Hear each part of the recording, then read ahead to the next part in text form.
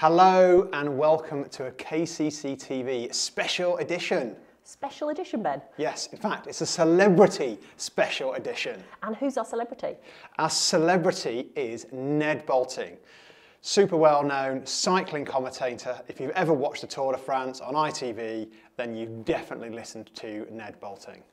And David Miller, who he presents alongside. Yeah, Ned talks a little bit about working with David during the interview. So it's going to be a really fascinating piece coming up where I got to talk to Ned. And why did he want to talk to you, Ben? Well, Ned's got a tour coming up and he's got a live tour dates that are all around the UK. He's coming to Ulverston, near to us in Kendal, so he agreed to do a special interview with us. And I asked him the question, will he join us on a club ride on the day of his Ulverston tour date? We're going to have to find out what he said, aren't we? We are.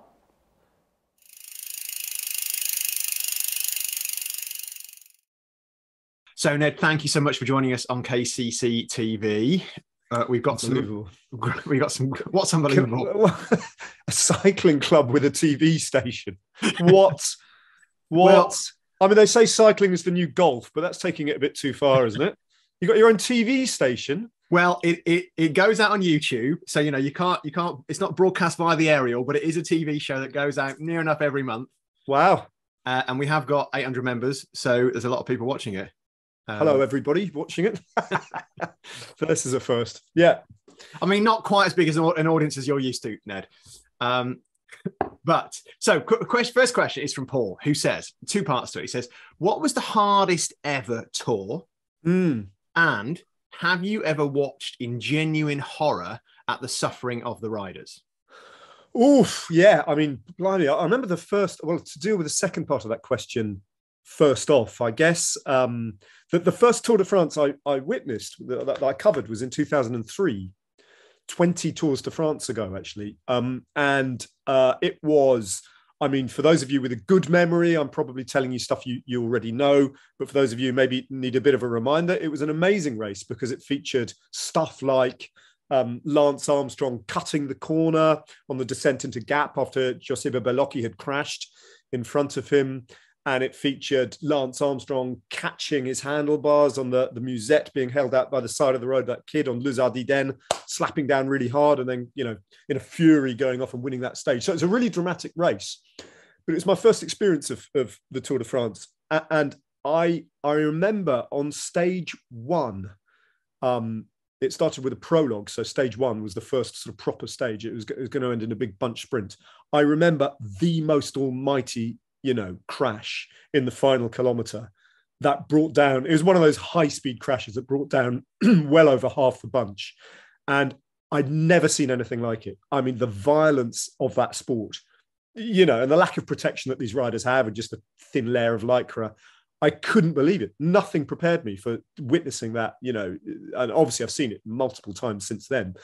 But I just, as an introduction to the sport, I couldn't believe it. And I remember later on that evening, I'd been sent off to the FDJ team hotel to do some interviews, and one of their team, Jimmy Caspa, the French sprinter, was doing an interview live on French television at 9 o'clock in the evening, and he'd lost so much skin that he was sitting there basically without any undergarments on, and they were just filming him from the, out of decency from the waist up because he just didn't have any skin on his buttocks or his legs or anything, and he started the next day. So I mean, it's gruesome, and I apologize if you're having your breakfast while you're watching this, but it was just like, what is this sport? It was insane. Which the other part of the question was, what's the hardest tour? Yeah, what's the hardest ever tour in your opinion? Crikey, I mean, I probably, how about the 1903 Tour de France, right? Because it would be completely disingenuous to suggest any of the modern tours even came close to matching the hardship of the early tours. And facts speak for themselves, don't they? Stage one, from Paris to Lyon in 1903, that's 468 kilometers, not on tarmac, but on gravel, riding a bicycle which had two gears, and to change between the gears, you had to take the rear wheel off, flip it round and put it back in. So I'm not having any other answer other than the 1903 Tour de France. Excellent. I love it. Well, and so talking of gravel, this question's from Christine, and she said, how do the pros really feel about the gravel and cobbled sections that we've seen, I think, a bit more increasing in the recent tours? And what do you and David think about them too? I think David and I are probably in agreement. So I'll come to what we think about them in a second. What do the pros think? I think probably the consensus is, I mean, there will always be a number of pros in the peloton, not GC riders, who will see those as an opportunity and something that they can exploit and put everyone else on the back foot. So they'll kind of embrace it, but they'll be the minority. I think in a Grand Tour, the majority probably would rather that they weren't, on the program and would rather, because, it's an insane cliche, but we trot it out every flipping year on our commentary because it is kind of true. But these are stages when, to use the cliche, you can't win the Tour de France, but you can lose it. I mean, actually, funnily enough, in my show, I take that exact phrase and unpick it all. There's a whole thing about that, but it's both a nonsense and it's also true, and it certainly applies of the cobbled sectors and the gravel. I mean, you think of a Giro a couple of years ago where Remco Evenepoel lost the Giro because he couldn't follow the wheels of the Ineos train and Filippo Ganna ripping it up on that descent. That was it. That was the end of his Giro. And then you think of, the cobbled sectors of the Tour, which are strange, actually, when you think about them in recent years, because actually those crashes that do happen invariably happen on the tarmac before they even get to the cobbles. And the cobbles themselves are ridden quite safely, curiously. So there's a bit more detail to look at in that. David and I think probably, I'm speaking for him, but I'm quite prepared to do that. We embrace it. I mean, bring it on, and actually, without kind of like taking insane risks with the parkour, I think there's much more that race organisers could do to enliven stages, not necessarily by introducing more gravel and more cobbles, but by thinking about the intermediate sprints, the bonus seconds, and the way that the secondary competitions work. I think there's much, much, much more that can be done. Okay. So this is from another Christine, actually. And she says, what's the funniest cycling joke you've ever heard?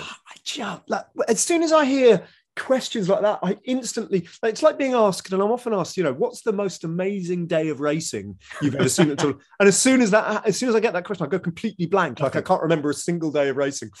I mean, the funniest joke, the funniest lines that I can think of in a cycling context mostly have come from Robbie McEwen, the sprinter, when he was racing. My predecessor before I joined was a reporter called Beverly Turner, who briefly went on to work in Formula One after that. And I remember she famously asked Robbie McEwen after one of his sprint victories, and Beverly, a bit like myself, knew nothing about cycling back then. She asked Robbie McEwen after a sprint victory, where did you get the energy from for that sprint? And Robbie just looked at her and went, breakfast, which is kind of classic Robbie. But he's been down the years responsible for some of the best one-liners. Yeah. There's a story, without giving it away, there's a story about Robbie McEwen and Bernardino and a pedigree bull, which I'm not going to tell you now because you'll have to come and see the show. That's an interesting combination already, Ned. It's a great story. Okay, so question from Stuart. What do you think about the current crop of young British cyclists? And do you think they are good enough to compete with the rest of the pro peloton? Yeah, I mean, clearly, so we've got Zoe Backstead and Josh Tarling, both of whom are the junior world champions in the road race. Backstead is phenomenal. I mean, she holds 4 different world titles: track, cross, and the time trial and the I mean, that's Marianne Vos-esque, isn't it? So Backstead is going to be, all other things being equal, I mean, there is absolutely no doubt in my mind that Backstead is going to be a great. Josh Tarling has huge potential, and that's a major achievement. But half a generation ahead of them, you've got the likes of Hayter, Fred Wright, and Tom Pidcock, all of whom, in their different ways, have made a colossal mark in the peloton over the last 18 months. Fred Wright is sort of knocking on the door of his first big stage win, and to see the way that his stock has risen in the peloton, and now he's, in a very short space of time, in the space of one summer, he's become one of those riders who, when you see him attacking off the front, alarm bells ring in the World Tour peloton. That's Fred Wright. That's a wheel to follow. This is a serious move. So to see that young rider develop his career as quickly as he has done is pretty rare, actually. Hayter, we've known about him for a couple of years. Quite where he goes with his career now, I'm not totally sure. He's seems to be a little bit of a crossroads and maybe needs to decide on what his specialisms are. But he's got amazing talent. And you could say the same for Tom Pidcock. There is no doubt in my mind that Tom Pidcock could win the Tour de France. The question is, does Tom Pidcock want to win the Tour de France? And I think that's a very important question that still needs to be answered. But they've got the talent for sure. Yep. Yeah. Brilliant. Okay. Next question is a short one. So you're in Ulverston on Saturday, the 12th of November. Yeah. Where is Ulverston? Oh, now you're asking me the questions. Well, yeah, Ulverston is in South Cumbria. It's sort of southwest Cumbria. So it's about half an hour west of Kendal. Half an hour's drive west of Kendal. Yeah, half an hour to 40 minutes west of Kendal, and probably about 20 minutes from Barrow-in-Furness, which is right on the end of the Lakeland Peninsula, as it's called. I've been there. I presented a round of the Tour series from Barrow-in-Furness on a memorably cold and wet night a few years ago. Yeah, that was. And I've been to Kendal. Sorry, I'll let you get your question out in a second. But I've been to Kendal as well, filming. It just suddenly occurred to me. I think it was around about 2014, 2015 maybe, for the ITV coverage. Chris Boardman and I, going back a few years, we used to do these little kind of explainers about things, little features that, explaining drafting or explaining sprinting. I don't know if you remember some of those. And basically I was always cast as the village idiot and Chris Boardman would humiliate me in various different ways. And this is such an ITV4 thing as well. One year, we were going to concentrate on various different aspects of cycling and film these little segments, but we couldn't afford, some of which were about climbing, but we couldn't afford to go to the Alps. We didn't have the budget. So we ended up spending 3 days in Kendal and going out onto hard Rye Nodes and hard knot paths and pretending we were on the Galibier for the cameras, which was quite difficult on open roads because we kind of had to ride on the right-hand side of the road, hope that there was no cars coming the other way and, disguise all the road signs. That is so cheap, isn't it? That's brilliant. But it's a lovely brilliant. Well, the question was, so you're in Ulverston on Saturday the 12th. Right. And of course, that's our nearest venue to come and see you. On the Saturday morning, we have the Kendal Cycle Club ride. Would you like to join us and get out and see a bit of the local area? I would happily do that. I'm going to the only question mark I have is about logistics and where I'm staying, because that's a long way in the future. Yeah. Still, it's my penultimate night, actually, of a 28-day tour. So I'll have learned my lines by then. I hope. That's a really kind invite. I shall bust a gut to try and do it. So let's stay in touch and I'll see if I can make it along. Yeah. What time do you leave in the mornings? 9:30 on a Saturday morning. And how far is it? How far? It's around about 2.5 hours. Punchy. And the distance is largely determined by by what speed group you ride in. We have about 7 different groups that go out at different speeds. I'm in the group 7. So you can, depending, how fatigued you are from your tour, you can choose which one to go with. Okay, that's brilliant. Thank you for the invite. I'll try and come along. So, you mentioned your tour. Can you give us a little flavour of what we might expect if we come to see you, Ned? Absolutely. So, first and foremost, this is about kicking back and laughing, right? I don't want you to come to this to suffer or to have a miserable time. This is a celebration and of the reason that we're all in this same space in this theatre together, because we get it. And it is a show largely for the initiated. I'll grant you that. So, but for that, it makes it all the stronger, because I do get this sense of community. Once this sport gets under your skin, it's never going to leave you alone. You know, once you crack the code, once you sort of start to understand the sport and actually practice it yourself a little bit, having your club run in your club, you know, you become obsessive. You become, frankly, quite dull as well as a person.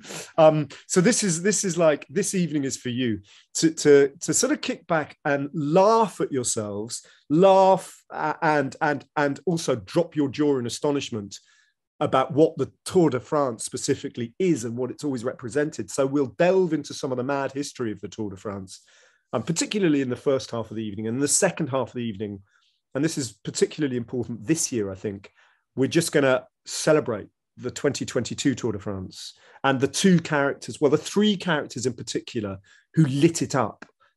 Different riders, each and every one of them, but an enormous contribution to the happiness of the world, I think, was imparted by Jonas Vingegaard, the fish filleter from Jutland, Tadej Pogacar, who I think in defeat this year, we really started to understand as a person because he just blossoms in defeat. I thought he was a phenomenal character to witness unfolding.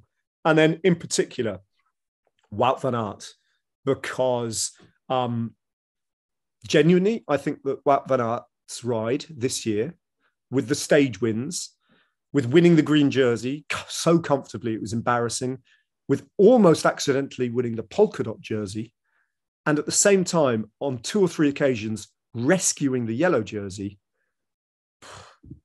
I think, without any exaggeration, I think that might have been the greatest single ride in the history of the Tour de France. And I've thought about that for a couple of months now, and I stand by that. I think what we witnessed this summer was completely unique. So there you go. It's a chance to kind of like bring, now the nights are drawing in and it's getting colder and wetter. It's a chance to sort of open the window and bring back the heat and the glorious sunshine of July and France back into our lives. Brilliant. That's it. It sounds awesome. Good. I obviously sold it to you at least anyway. Exactly, Ned. Brilliant. Well, thank you so much for joining us on KCC TV. We really appreciate it. Pleasure. And I'm sure many of us are going to be looking forward to seeing you live in Ulverston. Great. And stay in touch about the club run. I'll try and get along.